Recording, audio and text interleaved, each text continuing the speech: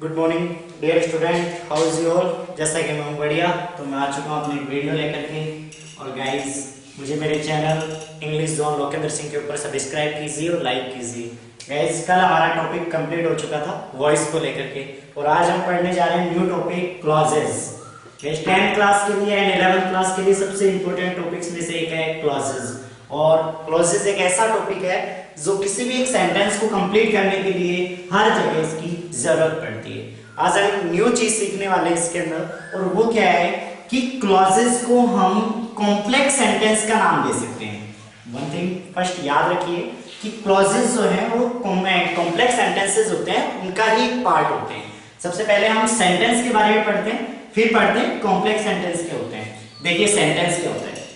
Guys, sentence का एक simple formula है, अगर आप याद रख सकते हो तो काफी इजी होता है। सेंटेंसेस में हम देखते हैं सेंटेंस होता क्या है। तो एक सेंटेंस होता है ग्रुप ऑफ वर्ड्स, ये तो हम बचपन से पढ़ते हैं। Group of words, group of words कहते हैं सेंटेंसेस को जिसका अर्थ निकलता है, group of words which have mean. लेकिन आज हम एक नई और चीज सीखते हैं कि एक सेंटेंस वो होता है जिसके अंदर एक नियंत्रित क्रिया होती है, वर्ब होती है। क्या होती है? वर्ब। और उसके साथ साथ उसके अंदर या तो कोई ना कोई प्रेडिकेट हो, याद रखो, या तो कोई भी क्या होगा, प्रेडिकेट होगा, या उसका एक अपना सब्जेक्ट होगा। अगर इन चीजों से मिलकर के और कोई एक ग्रुप वर्ड्स का बनता है तो वो एक मेरा सेंटेंस बन जाता है। याद रखो, या तो वर्ब होगी, वर्ब के साथ में प्रेडिकेट किया हुआ होगा, या वर्ब के साथ में सब्जेक्ट ऐड होगा। जैसे मैं एक सेंटेंस लिखूं, ही एट, ही ईट्स, वो खाता है, he eats। अब देखिए यहाँ पर कि मेरा सब्जेक्ट है और उसके साथ साथ एक फाइनाइट वर्ब आ रही है, तो इस प्रकार से एक सेंटेंस जो है वो कंप्लीट हो गया।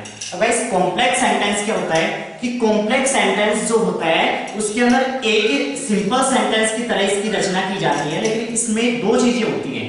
एक तो मेरा प्रिंसिपल क्लॉज होता है, याद रखो, एक तो होता है प्रिंसिपल क्लॉज और एक इसके अंदर होता है सबऑर्डिनेट क्लॉज।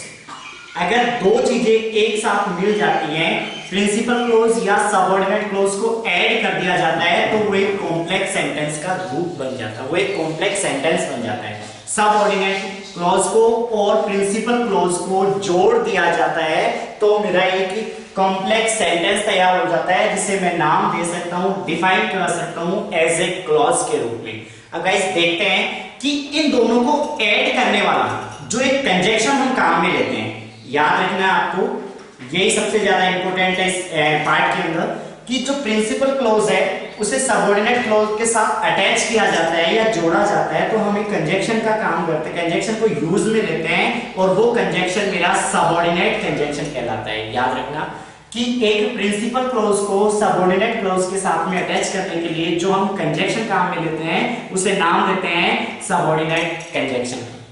गाइस, होता क्या है, क्लॉजेज को हम किस प्रकार से डिफाइन करते हैं और कितने प्रकार के क्लॉजेज हमारे काम आते हैं, हम सबसे पहले वो देखते हैं। ये तो हमारी बेसिक जानकारी थी जो हमें जरूरी था क्लॉजेज के लिए। क्लॉजेज होते क्या है? हिंदी में क्लॉजेज को उपवाक्य कहा जाता है। याद रखो, हिंदी में क्लॉजेज को हम बोलते हैं उपवाक्य, उप प्लस वाक्य। देखो डिफाइन करके देखो, उप प्लस वाक्य। उप का मतलब होता है छोटा, उप का मतलब क्या हो गया? छोटा, छोटा वाक्य।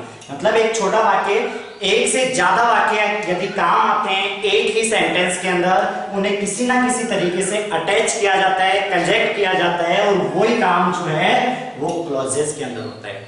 वही एक मेरा रूप है कॉम्प्लेक्स सेंटेंसेस का। गाइस, क्लॉजेस जो मेरे यहाँ टाइप्स दे रखे हैं 10th क्लास के अंदर और 11th क्लास में 3 टाइप के क्लॉजेस हम पढ़ते हैं। पहला क्लॉज जो हम पढ़ते हैं उसको देते हैं नाम नाउन क्लॉज का। याद रखिए, फर्स्ट जो सबसे इंपॉर्टेंट है नाउन क्लॉज, उसके अलावा है रिलेटिव क्लॉज, याद रखना आपको, दूसरा है रिलेटिव क्लॉजेस, ठीक है गाइस, एंड थर्ड है जिसको मैं नाम देता हूं एडवर्बियल क्लॉजेस, जिसको आप एडवर्बियल क्लॉज ऑफ टाइम कह सकते हो या कंडीशन कह सकते हो, क्योंकि गाइस इसके अंदर टाइम के अकॉर्डिंग, टाइम जिसको आप जानते हो टेंस के अकॉर्डिंग, या फिर कंडीशन, कंडीशन कोई ना कोई ऐसी कंडीशन लागू होगी जो एडवर्ब्स के साथ में अटैच्ड होगी, या हम कह सकते हैं एडवर्ब्स के रूप में, टेंस के रूप में वो अटैच्ड होगी। तो ये काम जो होगा वो क्लॉज के अंदर किया जाएगा। गाइस, इनकी सबके अलग अलग पार्ट्स हैं, इनमें सबसे पहला जो हमारा हिस्सा शुरू होता है नाउन क्लॉज को लेकर के। जैसा कि नाम से पता चल रहा है, नाउन क्लॉज संज्ञा उपवाक्य, संज्ञा उपवाक्य जो दो नाउन्स को आपस के अंदर कनेक्ट करते हैं। उसके अलावा रिलेटिव क्लॉजेस जो संबंधों को बताते हैं, रिलेटिव जो संबंध, जैसे हम प्रोनाउंस को ऐड करते हैं तो हम काम में लेते हैं रिलेटिव क्लॉजेस को। और एडवर्बियल विशेष और विशेषता दोनों को बताने वाले क्या होंगे, उपवाक्य, वो मैं काम में लूंगा एडवर्बियल क्लॉजेस के अंदर, जिसमें मुझे यूज करना है एज ए टाइम क्लॉज के और एज ए कंडीशन क्लॉज के। तो गाइस सबसे पहला पार्ट मेरा जो काफी इजी है, जिसे मैं पढ़ाना चाह रहा हूं, और जो टॉपिक रहेगा वो आज रहेगा हमारा नाउन क्लॉज को लेकर के। पहला पॉइंट है, याद रख लेना कि नाउन क्लॉज सबसे इंपॉर्टेंट है और सबसे ज्यादा इजी है। हर साल 10th के एग्जाम में क्वेश्चन पूछा जाता है नाउन क्लॉज को लेकर के। देखते हैं ये नाउन क्लॉज होता क्या है। स्टार्ट करते हैं नाउन क्लॉजेस। ठीक है, देखो नाउन क्लॉज मैंने भी बताया आपको कि नाउन क्लॉजेस मतलब संज्ञा उपवाक्य। जो नाउन्स में क्या क्या चीजें हो सकती हैं, जैसे कोई नाम हो सकता है, कोई चीज हो सकती है, कोई जगह हो सकती है। ठीक है, तो इन चीजों को यदि कोई चीज अटैच करती है तो वो होती है नाउन क्लॉज के अंदर। और नाउन क्लॉज के रूप में हम प्रयोग में लेते हैं एक कंजंक्शन, जिस कंजंक्शन को दैट क्लॉज के या दैट नाउन क्लॉज के नाम से भी जाना जाता है।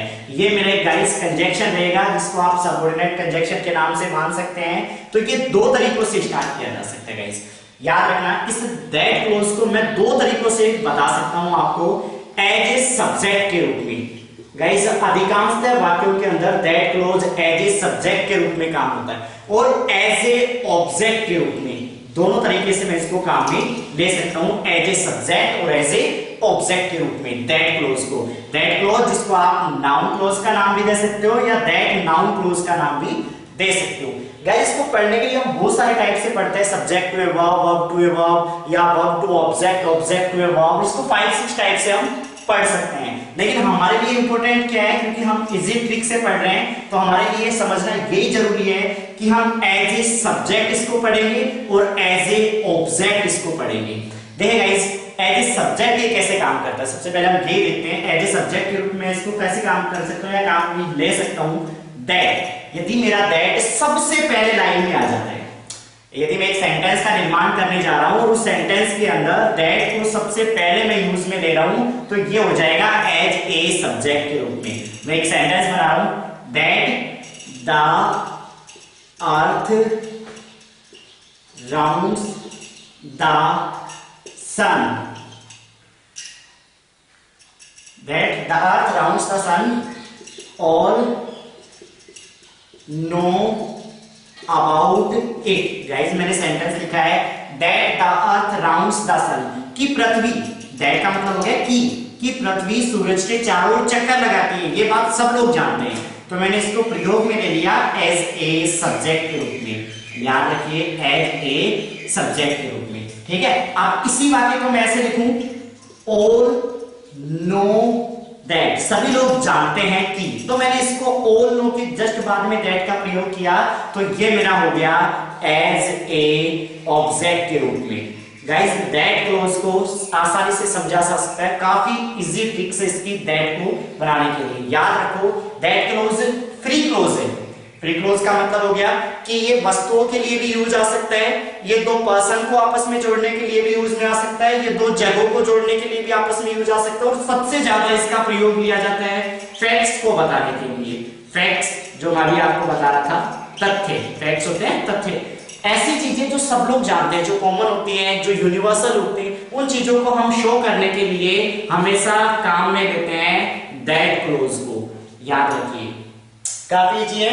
तो इस प्रकार से मेरा जो चैप्टर था नाउन क्लॉज को लेकर के वो पूरा हो गया। नाउन क्लॉज इजी है, इसके कुछ सेंटेंसेस जो हम नेक्स्ट वीडियो के अंदर बनाएंगे और इसके सेंटेंसेस को समझेंगे। दैट क्लॉज को किस प्रकार से अटैच किया जाता है, दैट क्लॉज को किस प्रकार से बनाया जाता है, वो हम नेक्स्ट वीडियो में समझेंगे। अब गाइस वापस से देखिए, एक बार रिपीट कर लेते हैं। क्लॉजेस, क्लॉजेस जिसको नाम दिया जाता है कॉम्प्लेक्स सेंटेंसेस का, क्योंकि क्लॉजेस वो होता है जिसके अंदर दो या दो से ज्यादा वाक्य अटैच्ड होते हैं। ठीक है, लेकिन हम उनको छोटे वाक्य के रूप में काम में लेते हैं। दो से ज्यादा भी हो सकते हैं, जिनमें मेन बात ये होती है कि उनमें प्रिंसिपल क्लॉज होता है और दो या दो से ज्यादा सबऑर्डिनेट क्लॉज हो सकते हैं। उनको अटैच करने के लिए हम जिस कंजक्शन का काम में लेते हैं उस कंजक्शन को सबऑर्डिनेट कंजक्शन के नाम से जाना जाता है। ठीक है गाइस, आज की वीडियो में ये था और देखते रहिए नेक्स्ट वीडियो हम जारी करेंगे नेक्स्ट। Thank you.